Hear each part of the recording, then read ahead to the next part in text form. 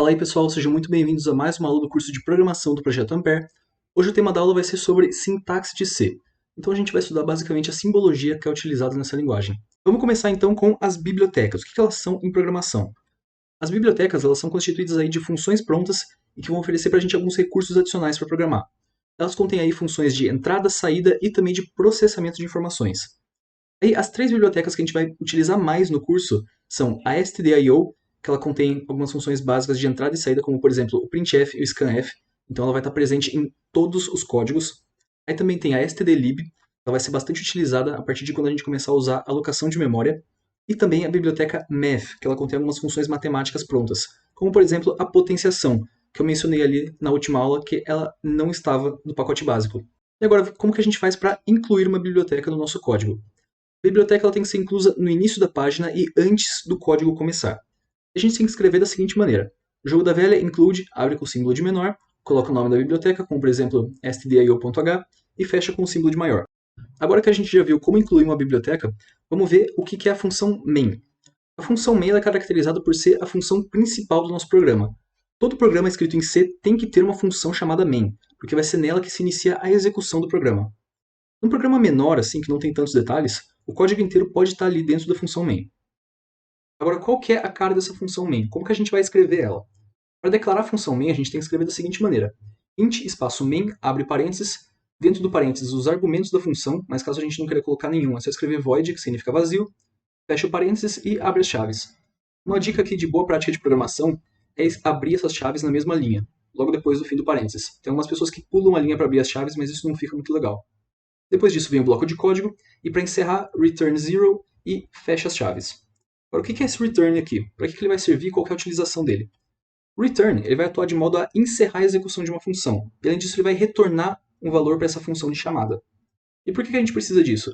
Esse retorno ele vai indicar que a execução do programa foi um sucesso.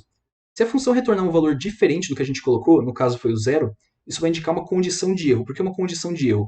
Tem alguns códigos, para algumas entradas que a gente coloque, o código pode funcionar, mas para algumas entradas ele pode dar um erro, pode não funcionar o código que a gente tem. E por isso a gente vai precisar do return para informar isso para a gente. Além do comando return, vamos ver também para que servem as chaves e os parênteses na linguagem C. As chaves elas devem ser utilizadas para delimitar blocos de código. Então, além das funções como a main, a gente também pode utilizar elas em estruturas de decisão e de repetição, para mostrar quais comandos, quais partes do código estão dentro dessas estruturas. Como vocês viram ali na função main, as chaves indicavam onde o código começava e onde o código terminava. Já os parênteses eles devem ser utilizados depois do nome de funções ou de comandos de entrada e saída, e também em estruturas de decisão e de repetição. Uma outra possibilidade que a gente tem também para os parênteses é utilizar eles em expressões lógicas ou aritméticas, quando a gente quer priorizar uma parte de uma expressão. Então, se você tem uma expressão e quer que uma parte dela seja resolvida primeiro, você coloca essa parte entre parênteses. Agora vamos dar uma olhada como que é a pontuação utilizada na linguagem C. O ponto e vírgula ele vai ter uso obrigatório ao final de cada instrução. Então, quando você terminar uma instrução, coloca ponto e vírgula e parte para a próxima linha. A vírgula ela não vai ser usada como separador decimal. A vírgula vai ser utilizada para separar variáveis, expressões e também argumentos em funções. Aí, no caso, o nosso separador decimal vai ser o ponto, assim como no sistema americano. Agora, vamos dar uma olhada nos operadores na linguagem C. A maioria deles a gente já viu ali na aula de lógica de programação, sendo eles os operadores aritméticos, com exceção do operador de potenciação, que a gente não vai ter aqui. Aí tem os operadores relacionais, os operadores lógicos, os operadores de atribuição, e agora vão ter mais dois operadores, os operadores de incremento e decremento. O operador de incremento, representado por esse duplo símbolo de mais, ele vai realizar a função de somar uma unidade ao seu operando, enquanto o operador de decremento ele vai subtrair uma unidade do operando. A gente pode utilizar isso de duas formas, ele pode ser colocado antes ou depois da variável, mas isso vai ter diferença no resultado final. E como? No caso, supondo uma variável x, se a gente fizesse x++, o incremento do x ele seria feito depois de utilizar o seu valor inicial. Então imagina que você pede para o computador imprimir a variável x, supondo que ele tem um valor inicial de 2. Se você pede para ele imprimir x++, ele vai imprimir o valor 2. Mas aí se a gente fizer na segunda linha de código, pedindo para ele imprimir o valor de x, ele já vai ter incrementado o valor, então ele vai retornar o valor 3. Aí no caso, o mais x, ele vai fazer o incremento antes da utilização do seu valor inicial. Então se a gente pedir para ele imprimir mais x, tendo x com o valor inicial 2, ele já vai imprimir o valor 3. O mesmo serve para o operador de decremento.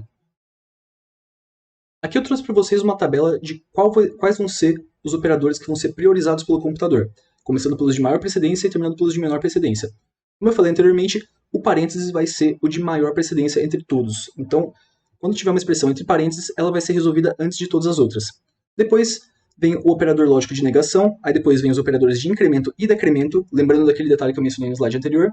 Depois disso, multiplicação, divisão, módulo, aí depois mais e menos. Depois alguns operadores relacionais, no caso maior, maior igual, menor, menor igual. Aí depois disso, os de igual e diferente. Depois os operadores lógicos e, depois ou, e depois, por último, os operadores de atribuição. Vamos dar uma olhada agora nos comandos de saída e de entrada, começando pelo comando de saída printf. Esse comando ele permite para a gente escrever algumas informações na tela em inúmeros formatos, vai ser de acordo com o que a gente especificar. A forma geral de escrever ele é printf, tudo em minúsculo, abre parênteses, aí dentro de aspas duplas uma frase de controle, e separando por vírgula a gente coloca os argumentos. Esses argumentos aí eles vão ser, por exemplo, variáveis ou constantes, e para cada uma que a gente for adicionando a gente vai separando elas por vírgula. Depois disso, fecha o parênteses, e como eu falei lá atrás, ao final de cada instrução a gente coloca um ponto e vírgula. E o que vai ter nessa frase de controle? Dentro das aspas duplas, a gente pode colocar caracteres que vão ser impressos na tela. Então, por exemplo, se você quiser mostrar para o usuário uma frase ou uma expressão matemática que não vai ser resolvida, mas que ela simplesmente vai ser observada na tela, também a gente pode colocar códigos identificadores para esses argumentos. Então, eles vão especificar qual tipo de dado a gente está imprimindo na tela. E, além disso, comandos especiais de formatação. E como é que são esses códigos identificadores e como que são esses comandos especiais de formatação? Eu trouxe aqui as tabelas para vocês. Primeiro dos códigos identificadores. A gente vai começar colocando eles com o símbolo de porcentagem e depois uma letra que vai especificar qual tipo de dado ele vai imprimir. O porcentagem C é um caractere, o porcentagem S é uma string, que seria uma cadeia de caracteres, a gente vai ter uma aula mais específica para isso. Depois, porcentagem D, um inteiro, o porcentagem U vai ser um inteiro sem sinal, porque os inteiros podem ter sinal negativo, mas aqui no porcentagem U ele não vai ter sinal, como se ele fosse positivo. O porcento F vai representar um número real, o porcento E um número em notação científica, o porcento x um número hexadecimal e o porcento o um número octal. A gente vai se aprofundar mais nisso na aula tipos de dados. Vamos ver agora os comandos especiais. Eles vão começar com uma barra invertida, seguidos de um caractere ou também alguns símbolos, como a gente vai ver no próximo slide. O /n ele vai realizar uma quebra de linha, porque o printf ele não vai realizar essa quebra sozinho, a gente precisa colocar um /n, senão todos os printfs que a gente colocar no código vão ser colocados um do lado do outro até que o computador realmente precise mover para a próxima linha. Então é sempre bom, depois de um printf, colocar um /n para realizar essa quebra. O /f ele vai mover para a próxima página.